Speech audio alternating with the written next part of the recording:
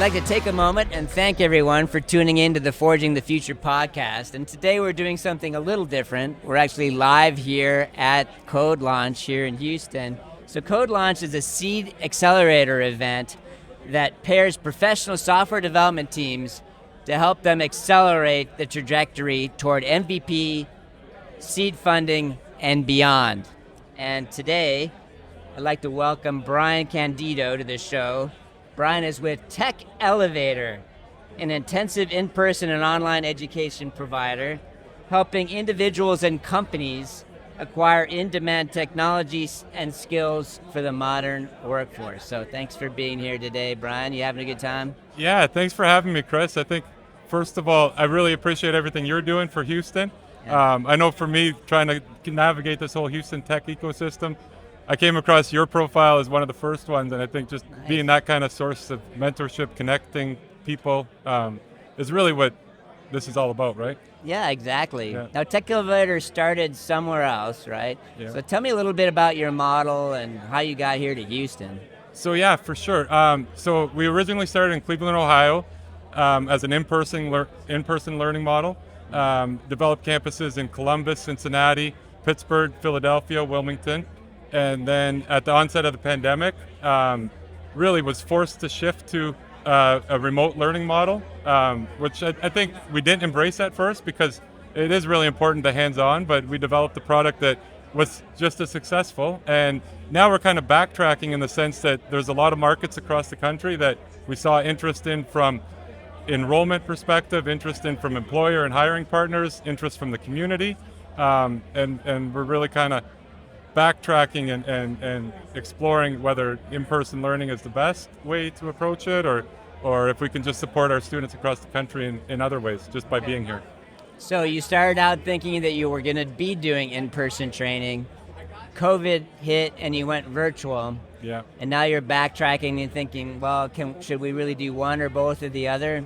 Exactly. It could be a mix. It could be a mix, or it could be especially Houston's a great example where we have a lot of students spread out over a large geographical area, and maybe remote learning with just in-person support is a good way to approach it. Mm-hmm. Or maybe it's some students want to be in a campus learning. Yeah. How many students have you put through the program now? So overall across the company, just over 3,500. Yeah, and I think something that we're really proud of is our outcomes, because I think outcomes are important. We're accredited through CIRR, the Council of Integrity and Results Reporting. They audit our outcomes twice per year, so we're pretty confident that we can be transparent with the job that we're doing. Obviously, that's something we're proud of. Yeah. Graduating students at just over 95% and placing students at just over 90%. So not only do you do the training, you actually help these students find jobs, right? Yeah, and for me, that's the most important part, is not only teaching skills to become a full stack programmer, a junior developer, but really developing our students in a way that they're going to grow their career. So it's a huge part of our program is just the embedding of a career readiness program that we've called Pathways program. It involves a combination of usual job readiness aspects like LinkedIn building, resumes, but really focusing more on mentorship, on bringing in industry professionals to hold technical interviews, mock interviews, working with our students on their pitch, and just helping them develop to different career paths by bringing in experts from other areas. So is that something that people are volunteering to do, like hour of code? Like if I came in and did a talk? Yeah. So that that's what we look for. We're not like, I think a lot of education has become really transactional in their approach, where like, hey, I have a student, a graduate, take them, give them a job. And the way that we're approaching this is really, we want to understand the problem and be a part of the solution. Mm-hmm. And I think the best way to do that is to engage with the community and really get that buy-in and to see how we can be part of the solution, right? Is the community informing you on what type of roles or training that you're providing? Like, is that coming from the corporate? Yeah, definitely. I think like we hold business development meetings. We bring With who? I mean, what kind of companies are you holding business development all meetings sorts with? of companies. Yeah, like I'm reaching out from everything from startups to some of the bigger companies. Obviously, Houston in particular has a ton of diversity in industry. So Yeah. we're ranging everything from, like, every company is tech in some aspect, right? So you're Yeah. looking at oil and gas and aerospace and med and then startups and companies like SoftTech, So right? they're saying like, hey, we need more .NET guys or Java guys or Android guys or Maybe they're iOS saying we guys, need more talent, or maybe they're saying, hey, this is where the gap is. Maybe it's reskilling current workforces, or maybe it's upskilling people coming from other jobs within a corporation. And who pays for it? Is this something the students paying for, or the corporate sponsors paying for? Yeah, so primarily we're tuition funded. Tuition funded, yeah. okay. All right. And then there's also opportunities. We've recently been approved through VetTech, which is an amazing program. So if I'm someone who's decided to make a career change and I want to get into tech and I don't want to go through a 4-year program or something, I can go to you guys. How much is it going to cost me, and how long does it take for me to be a developer from when I decide to do it and when I get placed? Yeah, definitely. So right now, our students typically come from 3 different areas. One is the career changer, who has a set career and a different path and is really just looking for something new. A percentage of our students are upskillers, already working in this field and just wanting to make that next step. And then we have career starters. I think the big thing is, as far as tuition goes, it's $15,950 in the state of Texas right now. And when it's really interesting because you talk about gainful employment. Obviously, coding developing is a lucrative career. A lot of opportunities for starts, and when you look at this return on investment from a non-traditional career path or education path, our students typically are coming out making just over $24,000 more than what they started when they came into the program. So okay. Yeah. And that's who you're trying to help primarily? I think that's who we're trying to help. We try to make education accessible for everyone, either through partnering with different organizations, partnering with corporations, or organizations like VetTech. And we also offer a Represent Tech scholarship, where we award a 3-quarter scholarship to a member of a typically underrepresented group in technology. I see. Yeah.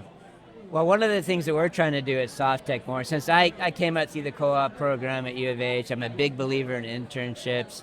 I think there's still a shortage of development talent and a demand, right? And so I'm very passionate about creating talent here in Houston. So, I mean, how could we collaborate, for example, with you, between Tech Elevator and SoftTech? I think collaboration can look very different in a lot of different ways. I think past that idea of actual mentorship or bringing in junior developers, it could just be joining one of our showcase events where we bring in a local employer and have them speak to a group of 100 developers and just like, how did you get your start? What's your company looking for? What kinds of things as a junior developer do I need to be working on to put myself in this position, right? So any mentorship like that is always greatly appreciated. I think any other ideas on partnership in the community, bringing in community members, really just to one, spread the word on our brand, engage the community, and like I've always kind of been under the impression that if I win, then everybody's winning, and backwards, you know. No, I'm the same. I mean, the tide raises all boats, right? Yeah. So if you're creating talent, you're providing opportunities for people that get a career in tech. We're fast approaching 500 engineers worldwide. Part of our mission is, our main mission actually, is to creating a better future for you, which also applies very strongly to our employees, our clients, and our communities, right? Yeah. So having a pipeline where someone's helping get them educated so that we can provide them with interesting projects to work on, for example, right here in Houston. right here in Houston. Yeah. So, I mean, you just got started here in Houston, right? So how large is the program right now? So the program in Houston. Yeah, so definitely we've seen a lot of growth in the last couple months, a lot of interest. We're just under 20 alumni right now in the Houston area. Okay. We're definitely trending positive for our cohorts in March and April. So yeah, looking forward to that kind of growth for sure. So if I want to get a career in tech, how do I find you guys? So techelevator.com. Okay. There's a getting started page. Easy enough. Yeah. The first thing we do is a short aptitude test. So it's something that we developed because for us it's really about finding people that have the attitude and the aptitude to do this. Okay. The career path might not be for everyone, but at the same time, we don't want to set people up to fail or set ourselves up to fail, right? So is there like a test in order to get Yeah, there's a short aptitude test, and then we follow that with an interview that we've kind of developed to really focus on the traits that we think are important for the career path, for programming, as well as success in the program. So things like being growth-oriented, being creative, communicative, problem-solving, and just having that level of grit to persevere through something that is pretty intense. Yeah. And then the third step is a longer aptitude test. And then that's what we balance that framework and make a decision on acceptance. Okay. How many applicants do you typically get for? So right now, I think we're like accepting 1 out of every 10. 1 out of 10. Yeah. Okay. Yeah. Interesting. Right. All right. Well, thanks for being here. Very, very interesting. I'd be more than happy to come and talk and learn more about what you're doing there and share what we're doing to SoftTech. Yeah. Thank you, Chris. I really appreciate it. So we're here with Matt Bonasera, who is both the People's Choice winner and the Judge's Choice winner here at CodeLaunch 2023. Thanks for being here, Matt. Thank you. You've got the belt, you've got the necklace. I know, it's insane. How does it feel? It feels very surreal. It's been a really hard, 3 to 4 weeks really prepping and really practicing, and then through the hackathon, and it's just been really, really really trying time. I feel a huge weight off my shoulders, although this thing is actually quite heavy. I'm not sure how much weight is off now. But it's been, this is such an amazing event, and I graduated from the U of H entrepreneurship program, and great. So I'm a huge fan of Reed Bowles and everything over there. I think at the U of H. So U of H has got a fantastic entrepreneurship program, and I've always had this entrepreneurial spirit, and this is why I really became one of the partners in the company, because I believed so much in what we were doing. Nice. And yeah, I think this is an incredible event, and I think anybody who's looking to do startups or really looking for an IT in, this is just a great opportunity to really get some experience. The judges were amazing, the prep was great. It was such a great way to polish, and so I'm just really proud that they chose us. I mean, I feel truly excited. Plus, you got to admit, the bling is pretty good too, right? The bling is great. I mean, I got to say, the bling is pretty awesome. So, yes. Well, tell us a little bit more about your company, E360. I mean, what is it about? Yeah, so E360 is really a holistic energy platform. I've been with the company for about 5 years. They actually, together, the partners have about 80 years of experience in energy industries. And what we noticed was companies were going in and doing building retrofits and improvements, and they were finding that the buildings were backsliding.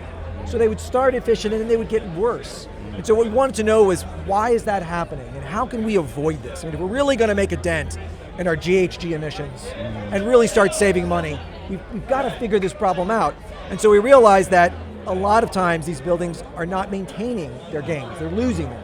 So there was a niche and a need for really monitoring these buildings long term, and really watching what they're doing and continually improving upon them.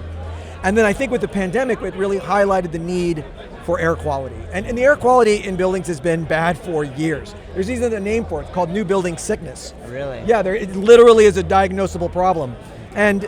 New building sickness. New building sickness. Okay. Now, it actually applies to any building that's either been newly created or retrofitted. Okay. And so it's a real problem, because all of these chemicals they put in these carpets with formaldehyde and paints, they're leaching out, and humans are breathing it in, and it's causing a really serious health condition for these people.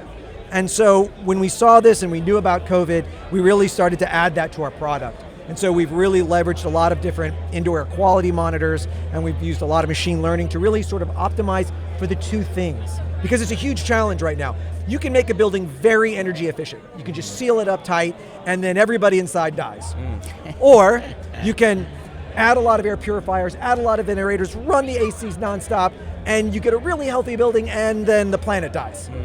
So what we really wanted to strike was that balance, that holistic solution around how we could pay attention to both the energy efficiency and the air quality of buildings. And then how do you do that? I mean, it's a bunch of IoT devices everywhere. Yes, it's that's where the real rubber meets the road, right? That's the real complexity, is that we integrate with so many different types of components. So we do a lot of integrations with a lot of different building systems that exist, as well as we install components that we can talk to and make adjustments to in real time. And so with all of that together, we're really able to use algorithms and machine learning to really tailor the needs of both the energy efficiency and the indoor air quality. And it's a real challenge, but we've made incredible progress. Our customers are loving it. And I think we're really starting to get that traction and inflection point. And who would your customers be? Is it the building owners, or what's driving the purchase? Great question. And why do they care? Yeah, so schools have been a huge adopter because they're realizing that poor air quality is affecting their students. We were seeing a 50% drop in cognition when you get to over 14 parts per million of CO2. Wow. And that's common. It's making the kids dumber. It's making the kids dumber. Okay. Right? That's and not people, good. no. Yeah. And so there's so many schools. Why are we wasting all of this energy? So school districts are a major player. Building owners to some extent, but we're seeing just a lot of also, groundswell of people wanting to be more efficient. People want to rent from buildings that are energy efficient, and their rent rates are higher. Their buildings are worth more money when they're energy efficient and they improve the indoor air quality. So they actually advertise the fact that they have this system in place. Absolutely. I mean, after what we've talked about today, would you like to know if the building you're in is healthy and safe? Yeah. I mean, would it matter to you if they were an efficient building that wasn't just emitting massive amounts of greenhouse gases for really no reason, right? I mean, that's really the challenge, is that a lot of these buildings, it's not that hard to fix these problems. It just takes a little bit of attention. I mean, it's interesting. I mean, everybody has that, and some people even like the new car smell, or like you go into a new apartment and you smell all this stuff, and you're thinking like, yeah, I mean, it smells new, but also, what's happened to my gray matter, right? No, and that is exactly right. That smell is actually incredibly dangerous. And people don't realize that carpets can leach formaldehydes and VOCs for a decade or more. So, you say, I want to get a new carpet. I want to get, your wife says, I want to get some new carpet. The owner of the company, let's get some new carpet. Let's clean that carpet, right? So the chemicals they're using, these are highly toxic chemicals, and they're leaching into our environment, into our nervous systems, into our lungs, and they are having a noticeable health effect. And we really want to raise that awareness. And along with that, we want to improve the environment. And then what was it like working with your dev team to get this product? Man, I tell you what, the Honeycomb guys are incredible. Slava Ukrainian. So they're really a passionate group of guys. They are truly, in many ways, refugees. I mean, they've literally fled the war. Many of them are living in Poland. Some of them have moved to different parts of the world to really escape what's happening. And they're just amazing. I mean, I think there's something in the water. They are all brilliant. They're all really smart, wonderful to work with, did an incredible job. I mean, we thought we were only going to complete one feature, but we actually were able to complete two in the time frame we had. I mean, that's just how good they were. And how long was that time frame that you had for this competition in order? Yeah, to so we had 2 marathon coding sessions, which were fuel filled with caffeine and tears, a lot of crying and moaning, but we got it done, and they were incredible, and I just can't thank them enough. And what's next for your company after CodeLaunch?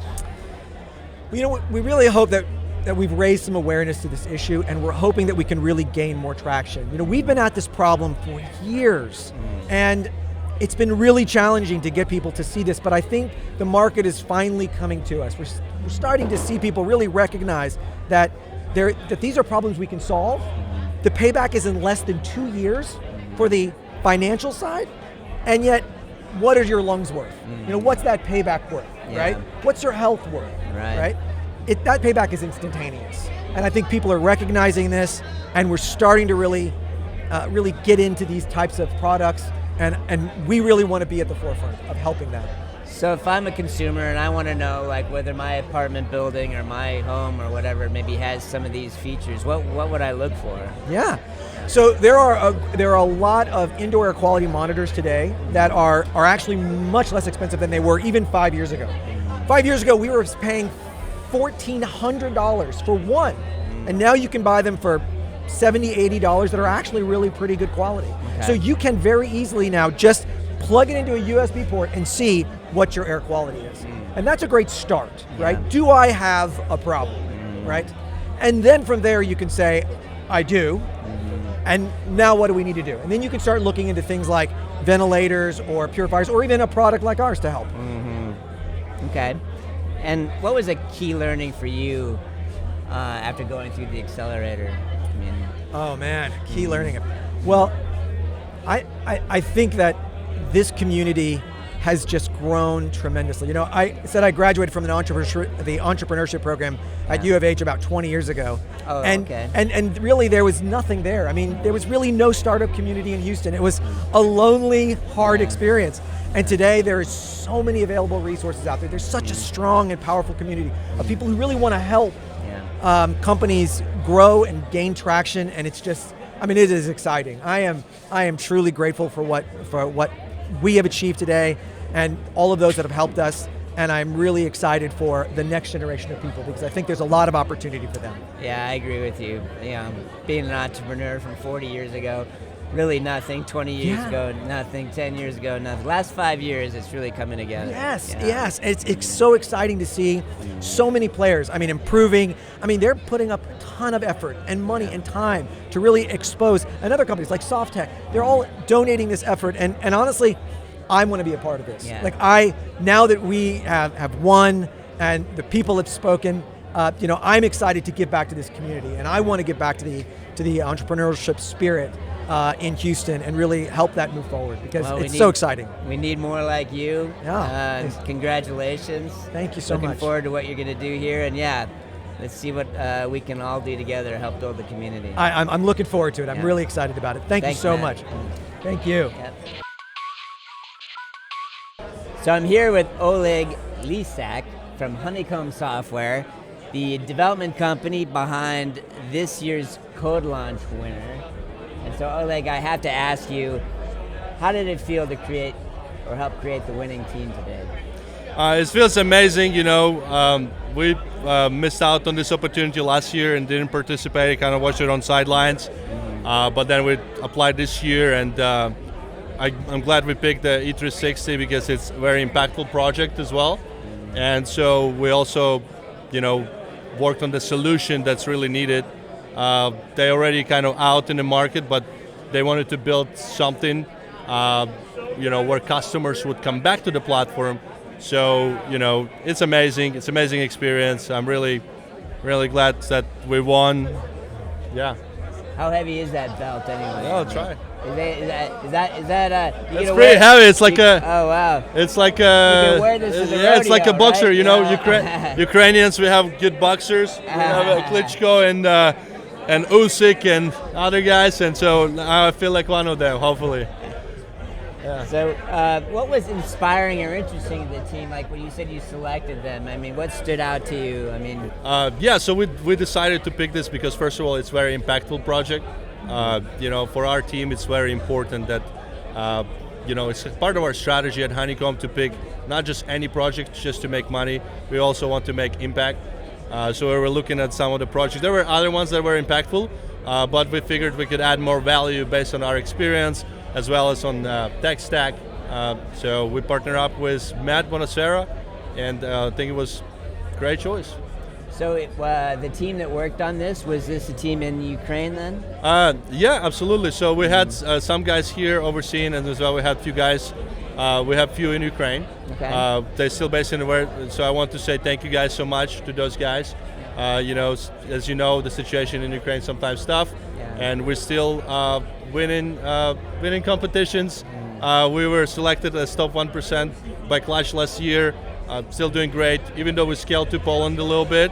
We still, majority of the team is still remaining in Ukraine.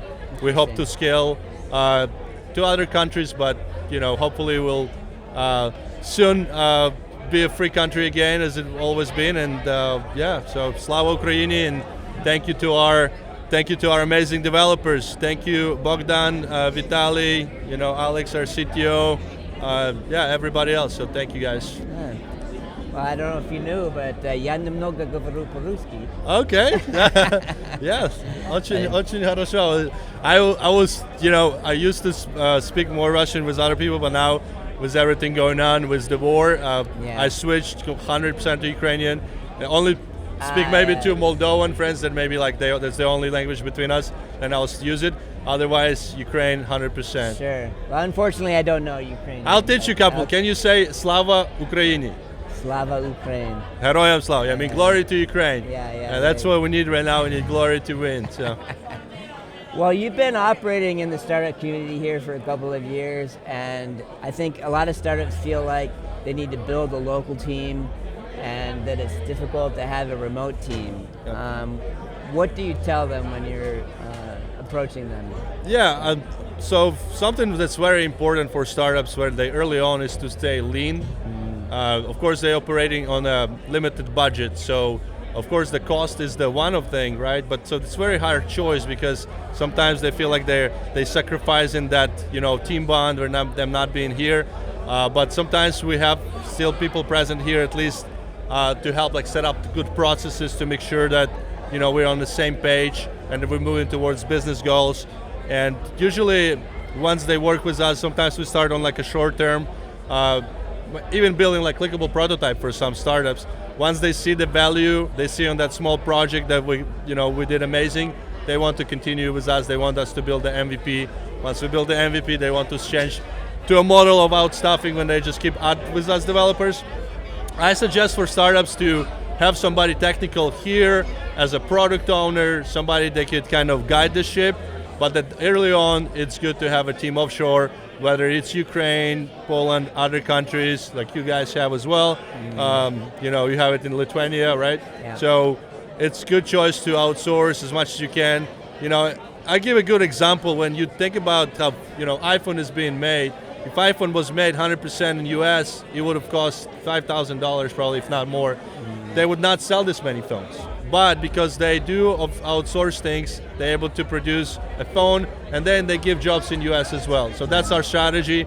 Once the startup will grow, they will be able to give other jobs, and they can have a mixed model.